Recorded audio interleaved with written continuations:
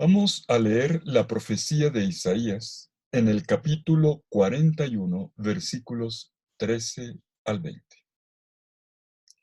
Yo, el Señor tu Dios, te tomo por tu diestra y te digo, no temas, yo mismo te auxilio. No temas, gusanillo de Jacob, oruga de Israel. Yo mismo te auxilio, oráculo del Señor. Tu libertador es el Santo de Israel. Mira, te convierto en rastrillo nuevo, aguzado, de doble filo. Trillarás los montes hasta molerlos. Reducirás a paja las colinas. Los aventarás al viento y se los llevará. El vendaval los dispersará.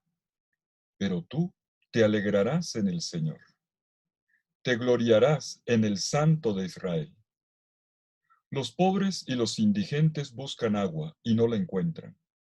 Su lengua está reseca por la sed. Yo, el Señor, les responderé. Yo, el Dios de Israel, no los abandonaré. Haré brotar ríos en cumbres desoladas, en medio de los valles manantiales. Transformaré el desierto en ciénaga y el yermo en fuentes de agua. Pondré en el desierto cedros, acacias, mirtos y olivares.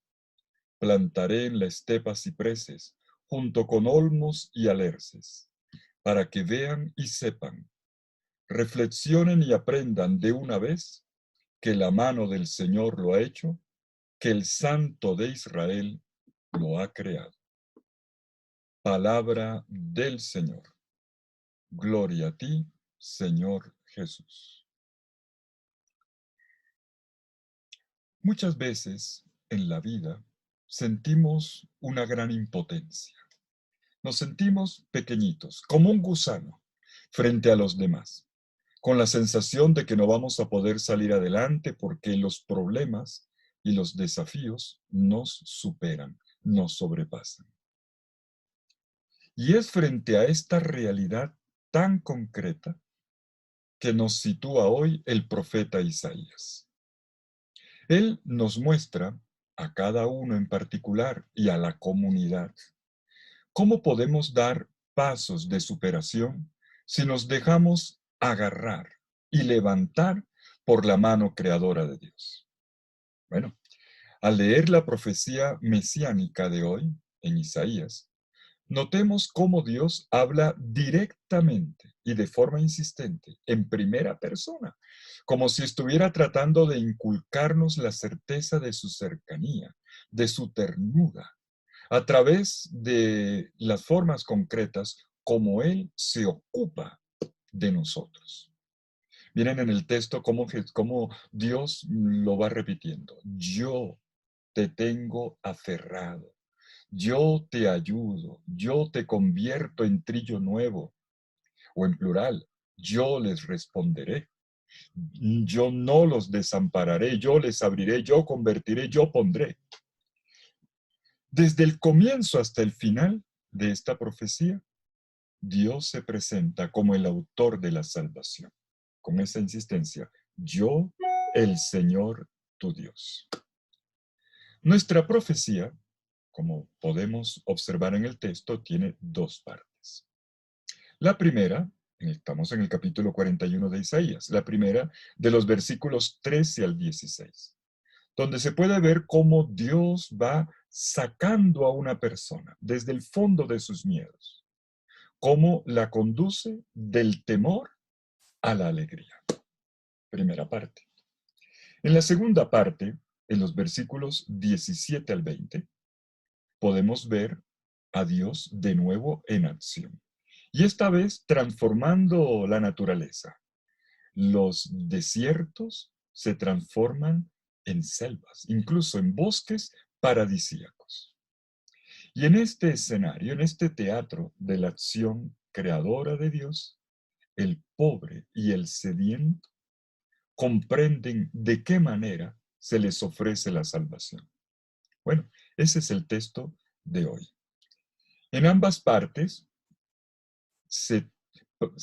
vemos cómo se hace una toma de conciencia, por una parte, de nuestra necesidad profunda de Dios, pero otra parte, de cómo se llega al reconocimiento del actuar de Dios en mi vida. Te invito a que te dejes, junto conmigo, guiar por el texto, sobre todo por la fuerza de las imágenes, para que reconstruyamos esta experiencia de Dios que el capítulo 41 de Isaías, en los versículos 13 al 20, nos invita a hacer. Veamos la primera parte.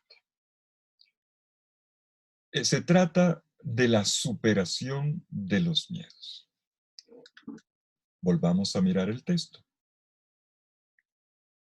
Yo, el Señor tu Dios, te tomo por tu diestra y te digo, no temas, yo mismo te auxilio. No temas, gusanillo de Jacob, oruga de Israel. Yo mismo te auxilio, oráculo del Señor. Tu libertador es el Santo de Israel. Mira, te convierto en rastrillo nuevo, aguzado, de doble filo. Trillarás los montes hasta molerlos. Reducirás a paja las colinas. Los aventarás y el viento se los llevará. El vendaval los dispersará. Pero tú te alegrarás en el Señor, te gloriarás en el Santo de Israel. He leído los versículos 13 al 16. En esta primera parte de la profecía podemos ver un itinerario en 3 pasos. Y los 3 pasos tienen que ver con 3 imágenes. La poética profética también es así. Primero, la imagen de la mano. La segunda, la imagen de las montañas, con su gran altura. Y por último, una explosión de alegría y de alabanza. Veamos la primera, la imagen de la mano. La primera vez que Dios dice, no tengas miedo, yo te ayudo, se coloca delante del lector la imagen de una mano que agarra a otra mano. Así lo vemos en el versículo 13. Te tengo aferrado por la diestra. El contacto con una mano calientica y fuerte transmite la ternura que infunde confianza. Y de esta manera Dios se aproxima a una persona que está temblorosa, atribulada, al mismo tiempo que le dice al oído, no tengas miedo. Y la expresión es maravillosa, ¿saben? Porque el que tiende la mano es nada más y nada menos que el mismo Dios. De ahí que él mismo se presente diciendo, soy yo quien te lo digo. Pero el contraste entre los dos, entre Dios y el hombre, es grande. Por una parte, podemos ver la fragilidad del ser humano, representada en la imagen del gusanillo, del gusanito, pequeñito, además horrible, a veces repugnante, el gusanillo, la oruguita. Pero por otra parte, aparece el poder de Dios, quien tiene los títulos de Redentor y de Santo. Y encontramos en nuestro texto una referencia al pueblo de Dios con los nombres de Jacob y de Israel. Una manera, recuerdan ustedes el libro del Génesis, de remontarnos hasta los patriarcas, particularmente Jacob, a quien Dios le cambió el nombre por Israel, el que lucha contra Dios, y de quien vienen los 12 hijos, las 12 tribus, que conforman la familia de Israel. Pues bien, Jacob, Israel, es lo mismo, designa al pueblo entero de Dios. Pero este aparece aquí en su calidad de pueblo que, así como papá Jacob, sin Dios no es nadie. Lean el libro del Génesis y verán. El pueblo entonces, así como su patriarca Jacob, no es nada ni nadie sin su Dios. Qué gran ternura, ¿verdad? Manifiesta Dios en este pasaje bíblico. Primero, la imagen de la mano. Segundo, la imagen de las montañas. Y aquí se proclama una victoria sobre las montañas. Una vez que este pueblo pequeñito, a quien se le llama oruguilla, oruguita de Jacob, gusanito de Israel, poco a poco este pueblo es levantado por la mano poderosa de Dios. Aquel gusanito que andaba atribulado supera la grandeza de las montañas. El gusanillo que vivía arrastrado ahora se convierte en rastrillo, que arrastra con su juicio las montañas como si fueran paja de trigo, para luego separar el trigo de la paja. Todo campesino sabe muy bien eso. Y entonces ocurre que los montes y los cerros, estas alturas, representan todo aquello que es adverso dentro de la historia humana. Todos decimos, me tropecé con tal montaña, todos decimos eso, para decir hay algo que me pudo. Los cerros, las montañas se convierten aquí en la imagen del orgullo humano que se levanta contra su Dios y de los obstáculos que se le ponen al pueblo a lo largo de su caminar liberador y triunfante en medio del desierto, sobre las fuerzas oscuras que le oprimían. Y de esta manera lo que se nos dice es, los obstáculos, así parezcan grandes como montañas, son superados. Y la tercera imagen es de fiesta. Enseguida viene la celebración. El pueblo canta y aclama a Dios porque todo ha sido obra de su inmensa cercanía. El Dios tremendo y exigente, que lleva el título de santo, ahora se convierte en el motivo de una alegría extraordinaria. El poderío y la ternura de Dios encuentran su síntesis en la alabanza del pueblo en fiesta. Pasemos ahora a la segunda parte de nuestra profecía, los versículos 17 al 30. Voy a leerlos. Miren el cambio. Los pobres y los indigentes buscan agua y no la encuentran. Su lengua está reseca por la sed. Yo, el Señor, les responderé. Yo, el Dios de Israel, no los abandonaré. Haré brotar ríos en cumbres desoladas, en medio de los valles manantiales. Transformaré el desierto en ciénaga y el yermo en fuentes de agua. Pondré en el desierto cedros, acacias, mirtos y olivares. Plantaré en la estepa cipreses junto con olmos y alerces, para que vean y sepan, reflexionen y aprendan de una vez que la mano del Señor es quien lo ha hecho, que el Santo de Israel lo ha creado. Teniendo en vista al pueblo humilde que camina por el desierto, lleno de miedos, de incertidumbre, ¿qué va a pasar? Y venciendo sus obstáculos en la experiencia de la tremenda cercanía de Dios, nuestra profecía de Isaías observa ahora a los humildes y a los pobres, como dice el versículo 17.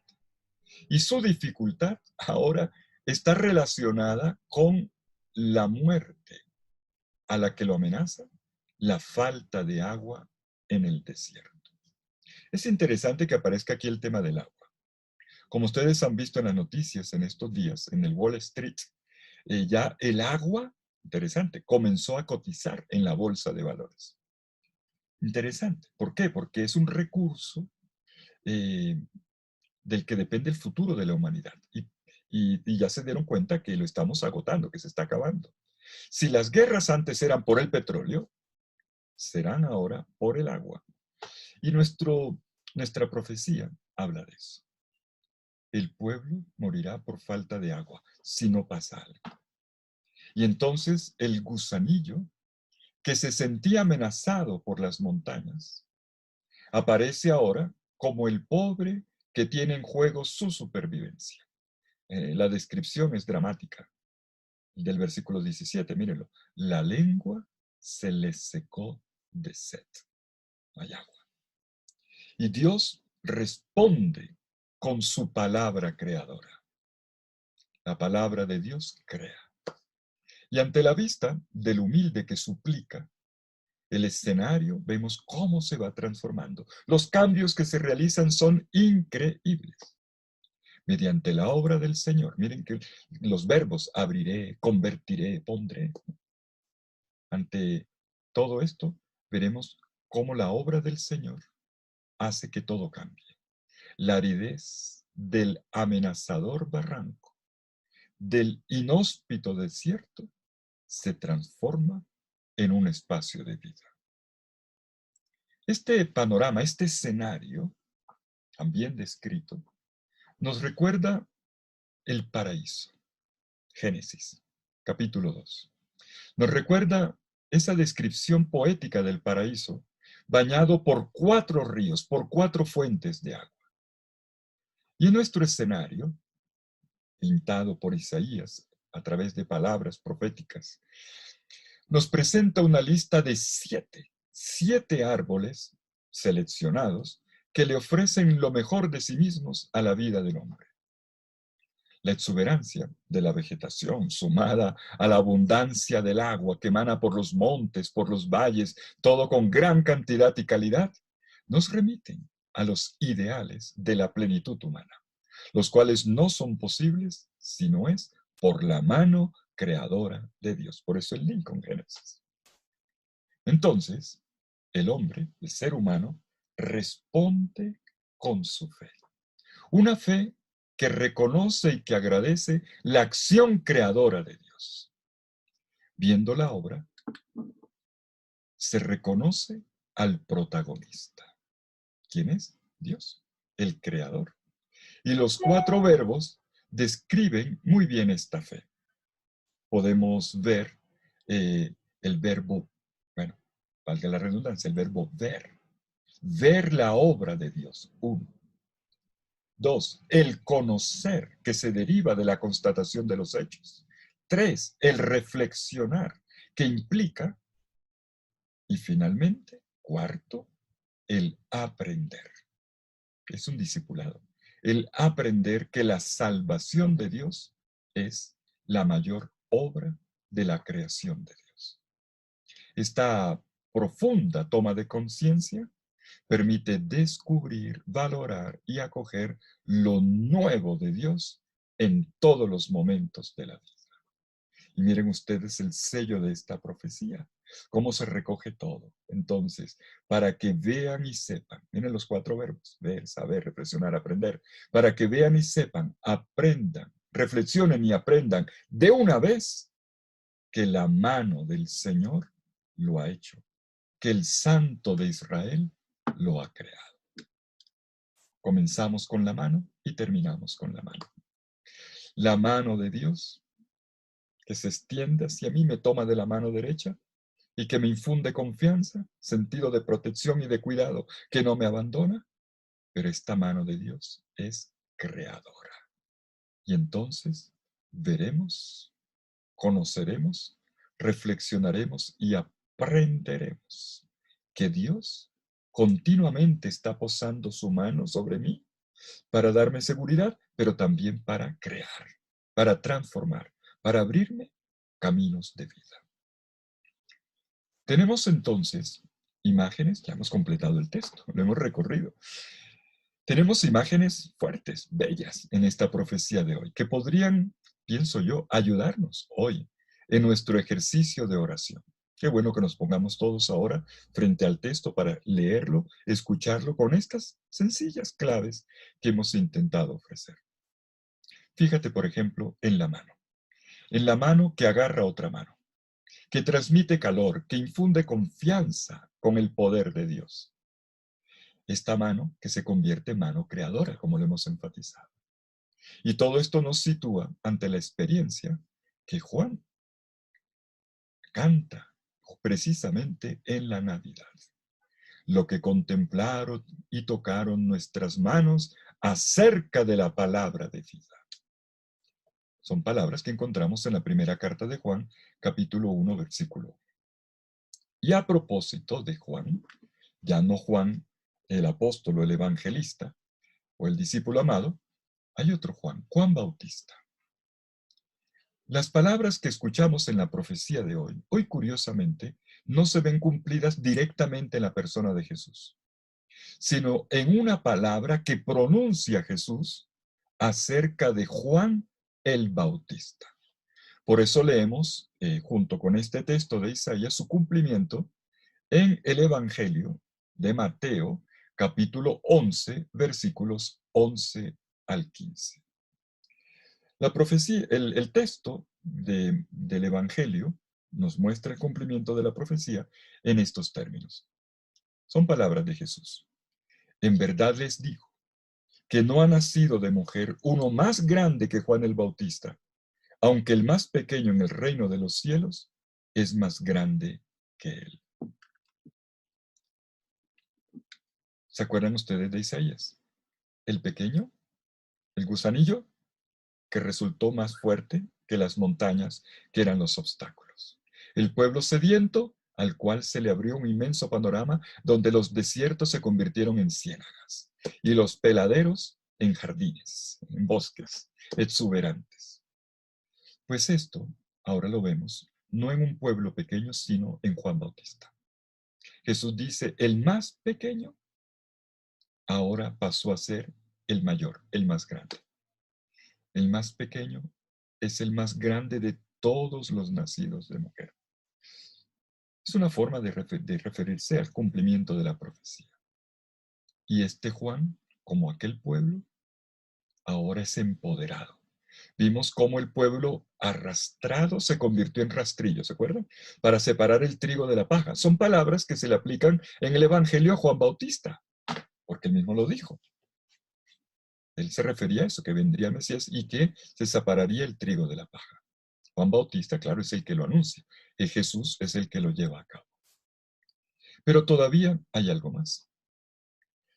Enseguida Jesús agrega una palabra que tiene que ver con aquella vulnerabilidad, indefensión del pueblo que de repente resulta fortalecida.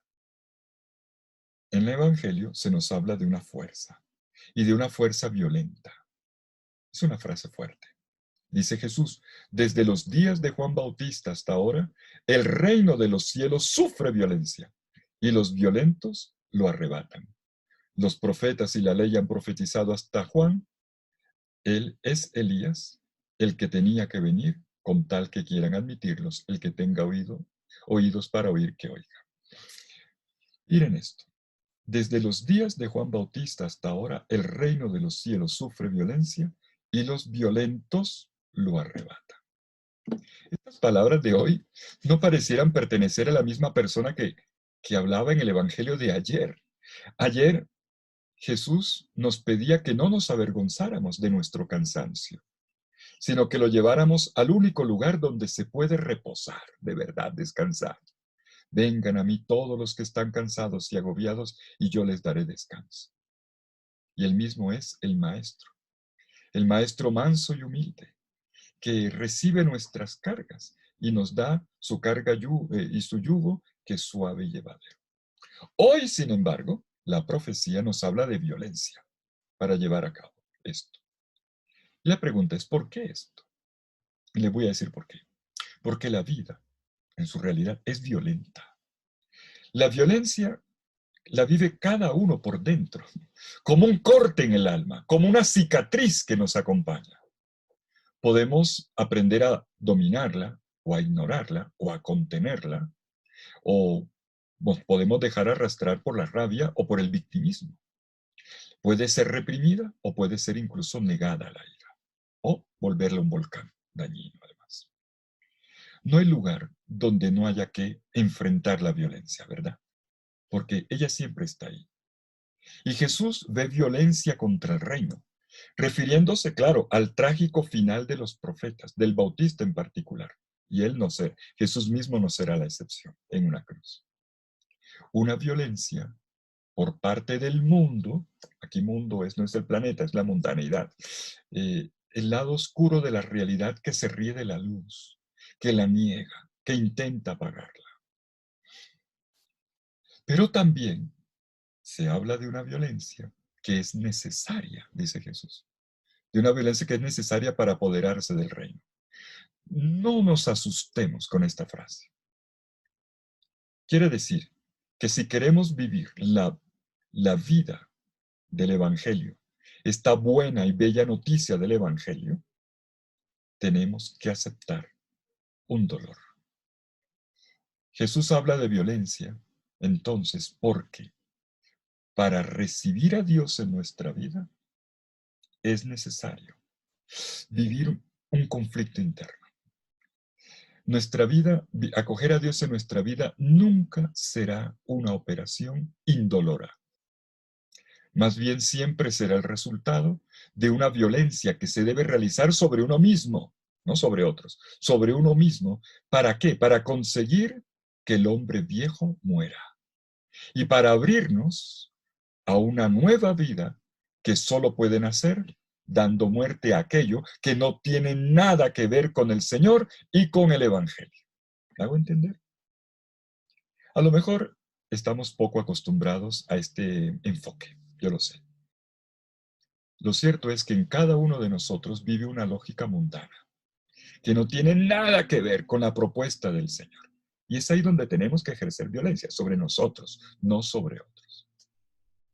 Es claro, si de nosotros dependiera, nos gustaría hacer lo que nos gusta del Evangelio, pero dejando lo que conviva con lo que dicta nuestro corazón.